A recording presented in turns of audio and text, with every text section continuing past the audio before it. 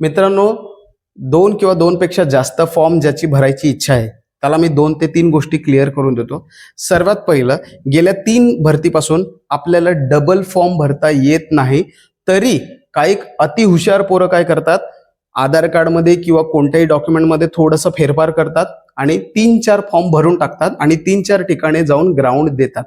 ग्राउंडची तारीख ही वेगवेगळी असते, परंतु मुंबई वगळता अख्ख्या महाराष्ट्रात लेखी परीक्षा आहे ती एकाच दिवशी होते.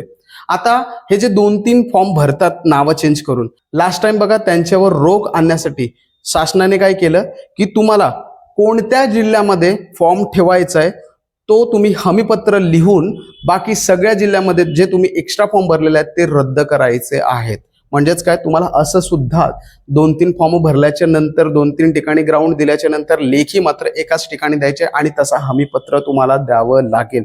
अन्यथा जर तुमचं सिलेक्शन झालं तर तुम्हाला एक मोठा त्रास होणार आहे. तर कृपया करून असं कोणी करू नका. योग्य तो जिल्हा निवडा आणि तिकडेच 100% आपला फोकस करा.